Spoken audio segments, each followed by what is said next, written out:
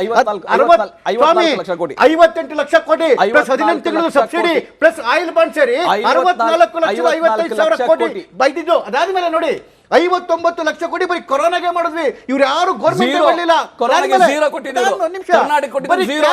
ಲಕ್ಷ ಕೋಟಿ ಪ್ಯಾಕೇಜ್ ಬಿಡಬೇಡಿ ಪ್ರಹ್ಲಾದ್ ಅವ್ರಿಗೆ ಒಂಥರ ಬರ್ನಾಲ್ ಹಚ್ಕೊಂಡಂಗೆ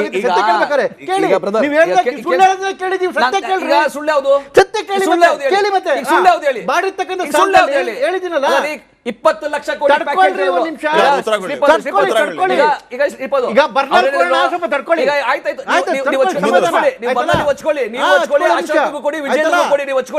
ನಾನೇನ್ ಹೇಳ್ತಾ ಇದ್ದೀನಿ 20 ಲಕ್ಷ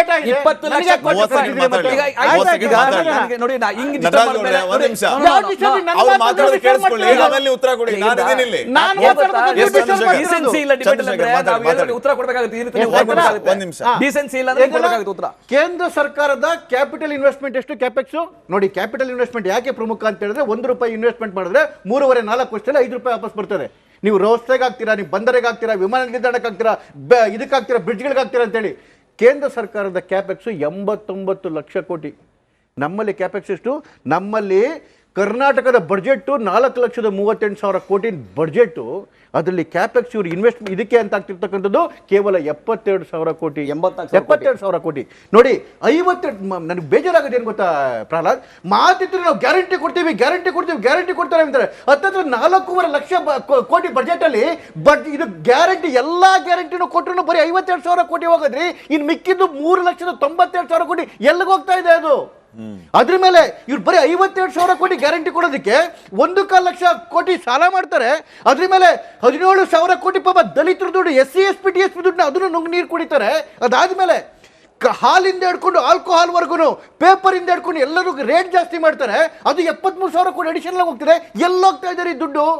ಹೋಗ್ಲಿ, ಎಲ್ಲ MLAಗಳು ಹೇಳ್ತಾರೆ ನಾವು ಬಂದು ನೇಣು ಹಾಕೋಬೇಕು ಅಂತೇಳಿ. ಇವ್ರ MLAಗಳು ಹೇಳ್ತಾರೆ ₹1 ಕೊಡಲ್ಲ ಅಂತೇಳಿ. ಈ ಕಡೆಗೆ MLAಗಳಿಗೆ ಕೊಡೋಕೆ ದುಡ್ಡಿಲ್ಲ, ₹1 ಕನ್ಸೆಷನ್ ಆಗಿಲ್ಲ. 1 ಕಿಲೋಮೀಟರ್ ಇದನ್ನ ಬರ್ದಿಲ್ಲ. ಅಲ್ಲಿ ಸಂಬಳಗಳು ಕೊಟ್ಟಿಲ್ಲ ರೀ. ಪಾಪ ಅವ್ರು ಯಾರು ಹೆಲ್ತ್ ನೌಕರರು ಅವ್ರಿಗೆ ಸಂಬಳ ಕೊಟ್ಟಿಲ್ಲ, KSRTC ನೌಕರರು ಸಂಬಳ ಕೊಟ್ಟಿಲ್ಲ. ಇಡೀ ರಾಜ್ಯವನ್ನ ದಿವಾಳಿ ಮಾಡಿದ್ರೆ ನಾಗೇಂದ್ರ ಅವರೇ ನೋಡ್ತಾ ಇದೀವಿ. ಈಗ ಈ ಬಜೆಟ್ನ ಲೆಕ್ಕಾಚಾರ, ಅಂಕಿ ಸಂಖ್ಯೆ, ಇದು ಸರ್ಪ್ಲಸ್ ಡೆಫಿಸಿಟ್ ಅನ್ನೋದು ಒಂದು ಕಡೆ ಇರಲಿ, ಆದರೆ ಜ್ವಲಂತ ವಿಚಾರಗಳ ಬಗ್ಗೆ ನಾವು ಚರ್ಚೆಯನ್ನ ಮಾಡಿದಾಗ ಕಾಂಗ್ರೆಸ್ ಅಧಿಕಾರಕ್ಕೆ ಬಂದಾಗಿನಿಂದ ಈ ಕ್ಷಣದವರೆಗೂ ಕೂಡ ಕುರ್ಚಿ ವಿಚಾರ, ಮಂತ್ರಿಗಿರಿ ವಿಚಾರ, ಕುರ್ಚಿ ವಿಚಾರ, ಮಂತ್ರಿಗಿರಿ ವಿಚಾರ, ದೆಹಲಿಗೆ ಹೋಗ್ತೀವಿ ಬರ್ತೀವಿ ಇದೇ ಆಯ್ತು ಅನ್ನುವಂಥದ್ದು ಈಗ ಜನಸಾಮಾನ್ಯರಲ್ಲೂ ಉಳಿದಿದೆ. ನಮಗೇನು ಮಾಡ್ತಾ ಇದ್ದೀರಿ ಅನ್ನುವಂಥದ್ದು ಜನರ ಪ್ರಶ್ನೆ. ನಿಮಗೇನು ಅನ್ಸುತ್ತೆ? ನನಗೆ ದಯಮಾಡಿ ಕಾಲಾವಕಾಶ ಕೊಟ್ಟಿದ್ದಕ್ಕೆ ಸಂತೋಷ ಆಯಿತು. ಮೊದಲನೇದಾಗಿ ಮೊನ್ನೆ ಇಲ್ಲ, ಯಾಕೆ ಅಂತಂದರೆ ನೋಡ್ತಾ ಇದ್ದೆ ನಾನು ಚರ್ಚೆಗಳನ್ನ. ಮೊನ್ನೆ ಒಂದು ಹಳ್ಳಿಗೆ ಹೋಗಿದ್ದೆ ಊರಬ್ಬಕ್ಕೆ. ಅಲ್ಲಿ ಊಟ ಆದಮೇಲೆ ಎಲ್ಲ ಕೂತಿದ್ರು ಹಳ್ಳಿಯವರೆಲ್ಲ. ಟಿ ವಿಲಿ ಇದೇ ಒಂದು ಚರ್ಚೆದು ಬರ್ತಾಯಿತ್ತು ತಮ್ಮ ಡಿಬೇಟ್ಗಳನ್ನ. ಅಲ್ಲಿ ಜನಗಳೆಲ್ಲ ನೋಡ್ತಾ ಇರಬೇಕಾದ್ರೆ, ರೈತರು ಎಲ್ಲ ಬಡವರೆಲ್ಲ ಕೂತು ನೋಡಬೇಕಾದ್ರೆ ಅಲ್ಲಿ ಚರ್ಚೆ ಆಗ್ತಾಯಿದ್ದು 1,00,000 ಕೋಟಿ 1,000 ಕೋಟಿ ವಿಚಾರನೇ ನಡೀತಾ ಇತ್ತು. ಇರ್ತಕ್ಕಂಥ ಡಿಬೇಟ್ ಮುಗಿದ್ಮೇಲೆ ಒಂದು ಮಾತು ಕೇಳಿದ್ರು, ಅಣ್ಣ ನೀನು ಒಬ್ಬ ವಕ್ತಾರ, ಡೈಲಿ ಅಲ್ಲಿ ಹೋಗ್ತೀಯಲ್ಲ, ಏನು ನಮ್ಮ ವೇದಿಕೆಗಳ ಮೇಲೆ ಕೂತ್ಕೊಂಡು 1,00,000 ಕೋಟಿಗಳಂತೀರಲ್ವಾ? ನಮಗೊಂದು ರೈತರ ಸಾಲ ಮನ್ನಾ ಆಗಿಲ್ಲ, ಒಂದು ಬೆಂಬಲ ಬೆಲೆ ಸಿಕ್ಕಿಲ್ಲ, ಗೊಬ್ಬರ ಸಿಗ್ತಾ ಇಲ್ಲ, ನಾವು ತಿನ್ನೋಕ್ಕೆ ಅನ್ನ ಸರಿಯಾಗಿಲ್ಲ, ನಾವು ಕೇಳ್ತಾ ಇರ್ತಕ್ಕಂಥ ದಿನನಿತ್ಯ ಬಳಕೆ ವಸ್ತುಗಳೊಂದು ಹಾಲು ಈ ಥರದವು ಯಾವುದು ನಮ್ಮ ಬೆಂಬಲ ಬೆಲೆ ಸಿಗಲಿಲ್ಲ, ತಂಬಾಕು ಬೆಂಬಲ ಬೆಲೆ ಸಿಗಲಿಲ್ಲ, ಇದಕ್ಕೆ ಕಬ್ಬುಗೆ ಬೆಂಬಲ ಬೆಲೆ ಸಿಗಲಿಲ್ಲ. ಈ ಥರದ 1,00,000 ಕೋಟಿ ಅಂತಿರಲ್ಲ, ಹೆಂಗಿದು ಅಂತ ನಾನು ಕೇಳಿದ್ರು. ಅದಕ್ಕಂತಾನೆ ಹೇಳಿದವ್ರನ್ನ ದಯಮಾಡಿ ಒಂದು ಸ್ವಲ್ಪ ಕೇಳಿದ್ರೆ ನಿಮ್ಗೆ ಉತ್ತರ ಸಿಗುತ್ತೇನೋ ಅಂತಕ್ಕಂಥದ್ದು ಹೇಳಿದೆ. ತಾವು ಇವತ್ತು ಕರೆದಿರ್ತಕ್ಕಂಥ ಶೀರ್ಷಿಕೆ ಕುರ್ಚಿ ಕದನದಲ್ಲಿ ನಾನು ಅನೇಕ ಸಂದರ್ಭಗಳಲ್ಲಿದೆ. ಕರ್ನಾಟಕ ರಾಜ್ಯದಲ್ಲಿ ಕಳೆದ 2.5 ವರ್ಷಗಳಿಂದ ಕೂಡ ಡೇವನ್ನು ಕೊಟ್ಟ ಮಾತಿಗೆ ಸ್ಟಿಕಾನ್ ಆಗಬೇಕು ಅಂತಕ್ಕಂಥದ್ದು ನಾವೆಲ್ಲ ಹೇಳಿರ್ತಕ್ಕಂಥದ್ದು ಸ್ವಪಕ್ಷದಲ್ಲಿರ್ತಕ್ಕಂಥವ್ರು. ಇವರಿಗೆ ಸರಿಸುಮಾರು 136 ಸೀಟು ಸಂಪೂರ್ಣವಾದಂಥ ಬೆಂಬಲವನ್ನು ಕೊಟ್ಟು ಒಳ್ಳೆಯ ಸರ್ಕಾರವನ್ನು ಕೊಡಿ ಅಂತಕ್ಕಂಥದ್ದು ಜನ ತೀರ್ಮಾನ ಮಾಡಿದರು. ತೀರ್ಮಾನ ಮಾಡಿದಂಥ ಸಂದರ್ಭದಲ್ಲಿ ಕೇವಲ ಇವರು ಅಧಿಕಾರಕ್ಕೋಸ್ಕರ ಕಾದಾಡ್ತಾ ಇರ್ತಕ್ಕಂಥದ್ದು ಒಂದಾದರೆ, ಎರಡನೇದು ಶ್ರೀಪಾದವರೇ, ನಾನು ಆಲ್ರೆಡಿ ಕೆಲವು ಡಿಬೇಟಲ್ಲಿ ತಮ್ಮಲ್ಲೇ ಹೇಳಿದ್ದೀನಿ, ಇವರಲ್ಲಿ ಹಣ ಇಲ್ಲ, ಇವು ದಿವಾಳಿ ಎದ್ದೋಗಿದ್ದಾರೆ. ಕಾಲಹರಣ ಯಾವ ರೀತಿ ಮಾಡಬೇಕು ಅಂತಕ್ಕಂಥ ಅನೇಕ ಸಂದರ್ಭದಲ್ಲಿ ಇವತ್ತು ಹೇಳಿದ್ದೀನಿ. ಕಾಲಹರಣ ಮಾಡಬೇಕು ಅಂತಂದರೆ ಒಂದು ವಿಚಾರವನ್ನು ಸೃಷ್ಟಿ ಮಾಡಬೇಕು. ನೋಡಿ ಇವತ್ತಿದೆಯಲ್ಲ, ಇದು ಸಿಂಪಲಾಗಿ ನಿಮ್ಗೊಂದು ಮಾತು ಹೇಳ್ತಾ ಇದ್ದೀನಿ. 4 ಜನ ಕೆಲವು ಹಿರಿಯ ಮುಖಂಡರುಗಳು ಮಾತಾಡಿದ್ರು ಕಾಂಗ್ರೆಸ್ ಅವರು. ಒಬ್ಬರು ಹೇಳ್ತಾರೆ 28 ಜನ, ನಾವು 30 ಜನ, 34 ಜನ, 32 ಜನ, ಒಬ್ಬರಲ್ಲೂ ಕೂಡ ಹೊಂದಾಣಿಕೆ ಎಲ್ಲ ನಂಬರ್ 1. ನಂಬರ್ 2 ಅವ್ರು ಹೇಳ್ತಾರೆ ನಾವು ಸಮಾನ ಮನಸ್ಕರು ಅಂತ. 136 ಜನದಲ್ಲಿ 20 ಜನ ಸಮಾನ ಮನಸ್ಕರು ಅಂದ್ರೆ ಮಿಕ್ಕಿದವ್ರು ಏನಾಗಿದ್ದಾರೆ ಹಾಗಾದ್ರೆ? ಅಸಮಾನ ಮನಸ್ಕರು. ದಯಮಾಡಿ ತಾವು ಹೇಳಬೇಕು. ನಾವೆಲ್ಲ ಹೇಳಿದ್ರು 4 ಜನ ಹೇಳಿದ್ರು ನಾವು ಸಮಾನ ಮನಸ್ಕರು ಅಂತಕ್ಕಂಥದ್ದನ್ನ. 136ರಲ್ಲಿ 20 ಜನ ಸಮಾನ ಮನಸ್ಕರು ಅಂದ್ರೆ ಮಿಕ್ಕಿದವ್ರು ಯಾರು? ಇಲ್ಲ ಒಂದ್ ನಿಮಿಷ ಸಮಾನ ಮನಸ್ಕರು ನನ್ನ ಸರದಿ ಇದು. ಮೂರು ಬಾರಿ ಗೆದ್ದಿದ್ದಾರೆ, ಅವ್ರು ಕುಸ್ಕೋದು ಅಂತ ಅರ್ಥ.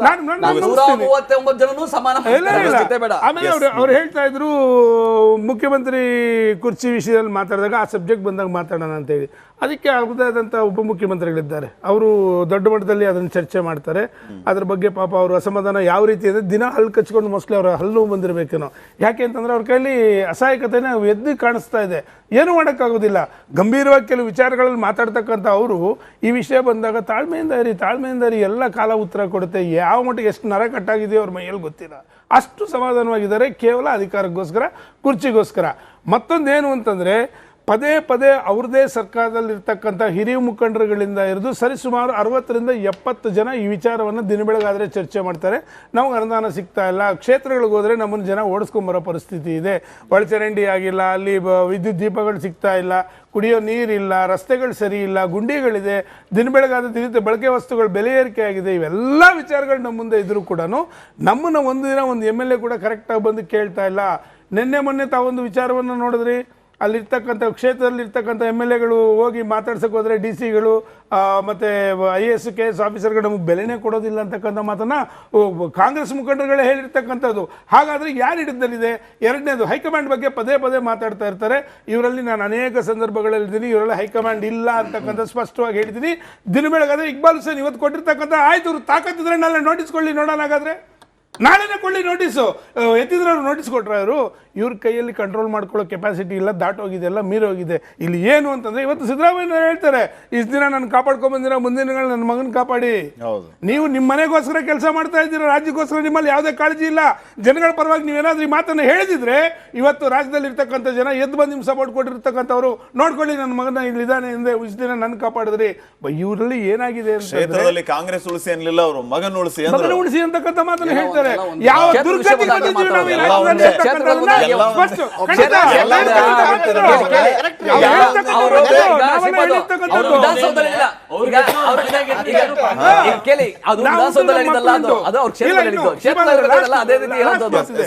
ಆಮೇಲೆ ಇಲ್ಲಿ ಅತಿ ಹಿರಿಯ ಮುಖಂಡರುಗಳಿದ್ದಾರೆ, ದೊಡ್ಡವರಿದ್ದಾರೆ. ದೇಶಪಾಂಡೆ ಅವರಂತವ್ರಿದ್ದಾರೆ, ಈಗ HK ಪಾಟೀಲ್ ಅಂತವ್ರಿದ್ದಾರೆ.